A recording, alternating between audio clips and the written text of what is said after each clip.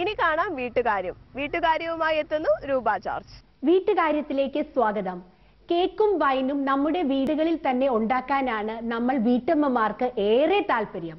Cake ഉണ്ടാക്കുമ്പോൾ ശ്രദ്ധിക്കേണ്ട കാര്യങ്ങളാണ് ഇന്ന് ആദ്യം പറയുന്നത്.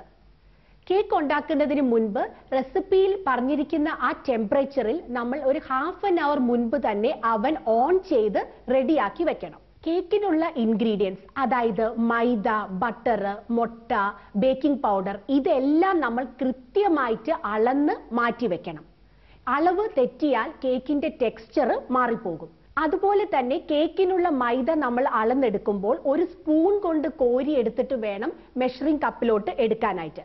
നമ്മൾ നേരിട്ട് മെഷറിംഗ് കപ്പ് വെച്ച് മൈദ കോരി എടുക്കുകയാണെങ്കിൽ ക്വാണ്ടിറ്റി കൂടിയിട്ട് കേക്കിന്റെ ടെക്സ്ചർ മാറാനായിട്ട് ചാൻസ് ഉണ്ട്. ഇതുകൂടാതെ കേക്കിന് ഉപയോഗിക്കുന്ന മുട്ടയും ബട്ടറും നമ്മൾ ഫ്രിഡ്ജിൽ നിന്ന് ഡയറക്റ്റ് ആയിട്ട് എടുത്ത് അത് കേക്കിലോട്ട് യോജിപ്പിക്കരുത്. ഫ്രിഡ്ജിൽ നിന്ന് ബട്ടർ എടുത്ത് അത് റൂം ടെമ്പറേച്ചറിൽ ആക്കിയതിന് ശേഷം വേണം നമ്മൾ ഈ കേക്ക് ബാറ്ററിലോട്ട് മിക്സ് ചെയ്യാൻ. ഇനി നമുക്ക് അതിനുള്ള സമയമില്ലെങ്കിൽ ബട്ടർ എടുത്ത് അത് ചെറിയ കഷ്ണങ്ങളാക്കിയിട്ട് ഒരു 5 സെക്കൻഡ് മൈക്രോവേവ് ചെയ്തിട്ട് നമ്മൾ കേക്ക് ബാറ്ററിലോട്ട് ചേർത്താൽ മതി. ഇനി നമ്മൾ മുട്ട തന്നെ ഫ്രിഡ്ജിൽ നിന്ന് എടുത്ത് നമുക്ക് അത് റൂം ടെമ്പറേച്ചറിലാക്കാൻ നമുക്ക് സമയമില്ലെങ്കിൽ ഒരു 10 മിനിറ്റ് നമ്മൾ ചെറു ചൂടുവെള്ളത്തിൽ ഈ മുട്ടയൊന്ന് ഇട്ട് വെച്ചതിന് ശേഷം നമ്മൾ കേക്ക് ബാറ്ററിലോട്ട് മിക്സ് ചെയ്താൽ മതി. അതുപോലെ തന്നെ ഈ കേക്ക് ബാറ്റർ ഒഴിക്കാനായിട്ട് അലുമിനിയം ടിന്നുകളാണ് ഏറ്റവും നല്ലത്. അപ്പോൾ ഈ അലുമിനിയം ടിന്ന് നമ്മൾ അല്പം ബട്ടർ ഒഴിച്ച് നമ്മളൊന്ന് മയപ്പെടുത്തണം. അതിനുശേഷമേ നമ്മൾ ഈ കേക്ക് ബാറ്റർ ഈ ടിന്നിലോട്ട് ഒഴിക്കാനായിട്ട് പാടുള്ളൂ. അപ്പോൾ ഈ ബട്ടർ തന്നെ നമ്മൾ പേസ്ട്രി ബ്രഷ് വെച്ചിട്ട് വേണം നമ്മൾ ഈ ടിന്നിൽ ഇങ്ങനെ സ്പ്രെഡ് ചെയ്ത് എടുക്കാനായിട്ട്. ഇനി കേക്ക് ഉണ്ടാക്കാനായിട്ട് നമ്മൾ അവനിൽ വെച്ചതിന് ശേഷം റെസിപ്പിയിൽ പറഞ്ഞിരിക്കുന്ന ഒരു 30 അല്ലെങ്കിൽ 40 മിനിറ്റ് ബേക്കിംഗ് ടൈം അതിന് കൊടുക്കണം. ഇതിനായിട്ട് നമ്മൾ ഇടയ്ക്കിടയ്ക്ക് അവൻ തുറക്കരുത്. അത് നമ്മൾ അവൻ തുറക്കുമ്പോൾ തന്നെ വളരെ പതുക്കെ വേണം തുറക്കാനായിട്ട്. അത് അവൻ വലിച്ചു തുറക്കുകയാണെങ്കിൽ ആ ടെമ്പറേച്ചർ ഡ്രോപ്പ് ചെയ്ത് കേക്കിന്റെ ടെക്സ്ചർ മാറാനായിട്ട് സാധ്യതയുണ്ട്. ഇനി കേക്ക് കംപ്ലീറ്റ് ബേക്ക് ആയതിനു ശേഷം നമ്മൾ ആ ഫാനിന്റെ അടിയിൽ വെച്ച് അത് തണുപ്പിക്കാനായിട്ട് നോക്കരുത്. സാധാരണ റൂം ടെമ്പറേച്ചറിലാക്കിയിട്ട് തന്നെ വേണം ഈ കേക്ക് തണുപ്പിക്കാനായിട്ട്. ഫാനിന്റെ അടിയിൽ നമ്മൾ തണുപ്പിക്കുകയാണെങ്കിൽ അത് കേക്ക് കട്ടിയാവാനായിട്ട് ചാൻസ് ഉണ്ട്.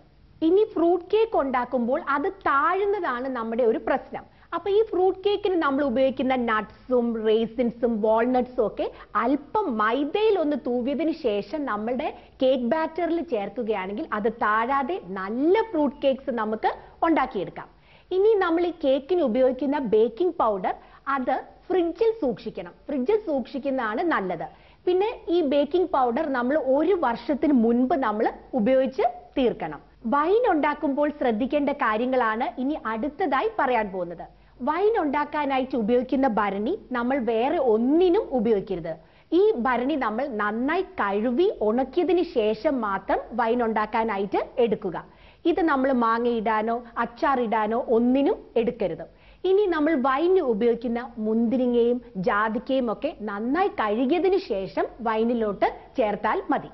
ഇനി നമ്മൾ ഈ വൈൻ ഭരണിയിലോട്ട് ചേർക്കുമ്പോൾ 1/4 ഭാഗം മാത്രമേ നിറയ്ക്കാനായിട്ട് പാടുള്ളൂ.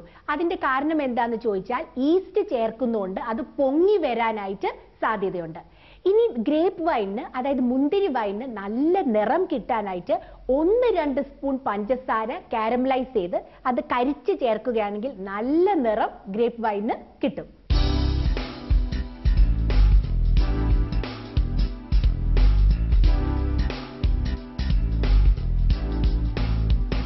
വൈവിധ്യമാർന്ന രുചികളുമായി എത്തിയ ഇന്നത്തെ വനിത ഇവിടെ പൂർണ്ണമാകുന്നു. കൂടുതൽ പുതുമകൾക്കായി കാത്തിരിക്കുക. വനിത.